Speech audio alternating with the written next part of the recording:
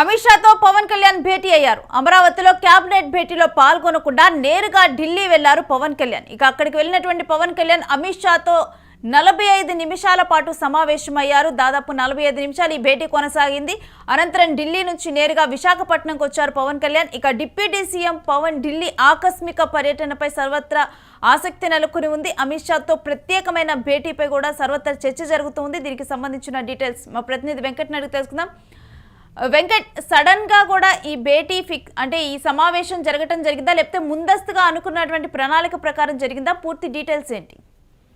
నేను గత కొంతకాలంగా కూడా అమిత్ షా పవన్ కళ్యాణ్ ఢిల్లీ వెళ్ళడం అనేది తగ్గించారు అనేది అయితే స్పష్టంగా చెప్పచ్చు. ఎందుకంటే ఇప్పుడు ఢిల్లీ వెళ్తే గతంలో పవన్ కళ్యాణ్ కాస్త రెగ్యులర్ గా వెళ్ళేవారు. కానీ ఇప్పుడు అవి మారినటువంటి రాజకీయ పరిణామాలతో పవన్ కళ్యాణ్ ఢిల్లీ వెళ్ళడం తగ్గించడం, అదేవిధంగా అంటే చంద్రబాబు నాయుడు కానీ, ముఖ్యమంత్రి చంద్రబాబు నాయుడు కానీ, లేదంటే మంత్రి నారా లోకేష్ కానీ వీళ్ళిద్దరే వెళ్ళడం అనేది జరుగుతూ వస్తుంది. అయితే తాజాగా పవన్ కళ్యాణ్ ఢిల్లీ వెళ్ళారు. ఇది ఖచ్చితంగా ఆకస్మిక పర్యటన కానీ చెప్పుకోవచ్చు. ఎందుకంటే గత 2-3 రోజుల నుంచి కూడా ఆయన అటు మహారాష్ట్ర పర్యటన, అదేవిధంగా ఇప్పుడు అనూహ్యంగా ఢిల్లీ పర్యటనకు వెళ్ళడం అనేది కొంత రాజకీయంగా చర్చలకు దారితీస్తున్నటువంటి అంశంగా చెప్పుకోవచ్చు. అయితే ఈ రోజు ఉదయం ఆయన క్యాబినెట్ సమావేశానికి పవన్ కళ్యాణ్ హాజరయ్యే అవకాశం ఉందని మొన్న 2-3 రోజుల క్రితం అయితే వార్తలు వచ్చాయి. కానీ అనూహ్యంగా ఆయన ఢిల్లీ పర్యటనకు వెళ్ళారు. ఢిల్లీ పర్యటనలో ఈ రోజు ఉదయం కేంద్ర మంత్రి ఎవరైతే రైల్వే శాఖ మంత్రి ఉన్నారో అశ్విని వైష్ణవ్ కలిశారు.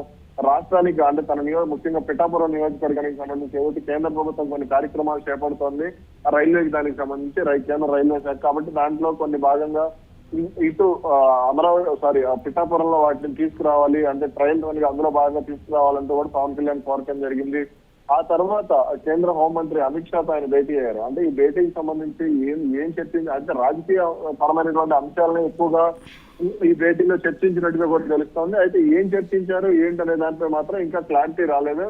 ప్రస్తుతానికైతే అంటే ఈ తెలంగాణలో స్థానిక సంస్థల ఎన్నికలకు సంబంధించి జనసేన పార్టీ పోటీ చేసే అవకాశం ఉంది అనే ప్రచారం అయితే జరుగుతున్నటువంటి నేపథ్యంలో దీనికి సంబంధించినటువంటి అంశాలను చర్చించినట్టుగా కూడా వార్తలు వస్తున్నాయి. ఎందుకంటే నిన్న తెలంగాణ ఎన్నికలకు సంబంధించి షెడ్యూల్ కూడా విడుదలైనటువంటి పరిస్థితి మనం చూసాం.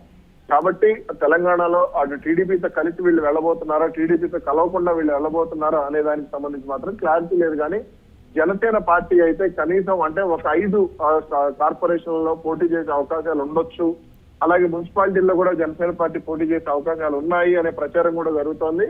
మరి అంటే ఇక్కడ అమిత్ షా పవన్ కళ్యాణ్ ఏం చెప్పారు, ఒకవేళ పవన్ కళ్యాణ్ తాను డినైన్ చేస్తే ఎన్ని స్థానాలు డినైన్ చేశారు, అలాగే గ్రేటర్ హైదరాబాద్ ఎన్నికలకు సంబంధించి పవన్ కళ్యాణ్ ఏం మాట్లాడారు ఏంటనేది కూడా చూడాలి. ఇప్పటి వరకు తెలంగాణలో జనసేన పార్టీ మాత్రం పోటీ చేసినటువంటి పరిస్థితి లేదు. గతంలో ఆ జనసేన పార్టీ గ్రేటర్ హైదరాబాద్ ఎన్నికల్లో పోటీ చేస్తుందని భావించారు. కానీ లాస్ట్ మినిట్ లో భారతీయ జనతా పార్టీ హైదరాబాద్ లో పోటీ చేయటం, అప్పుడు అధ్యక్షుడిగా ఉన్నటువంటి బండి సంజయ్ జనసేన పార్టీని కొంత కన్విన్స్ చేసి పోటీ నుంచి తప్పించడం జరిగింది. కానీ ఇప్పుడు మాత్రం అంటే మొన్న జరిగినటువంటి పంచాయతీ ఎన్నికల్లో భారతీయ జనతా పార్టీ ఎటువంటి ప్రభావం చూపించకపోవడంతోనే కొంత ఇప్పుడు జనసేన పార్టీతో కలిసి వెళ్ళాలని కూడా భావిస్తున్నట్టుగా తెలుస్తుంది. అయితే ఇక్కడ టీడీపీకి సంబంధించి మాత్రం ఎటువంటి క్లారిటీ లేదు. 2018 ఎన్నికల తర్వాత తెలంగాణలో తెలుగుదేశం పార్టీ ఎప్పుడు కూడా పోటీ చేయలేదు. కాబట్టి మరి ఏం జరిగింది వీళ్ళిద్దరి మధ్య అనేది మనకు కొన్ని రోజుల్లో క్లారిటీ వచ్చే అవకాశం అయితే ఉంది. Right, thanks for the details Venkat.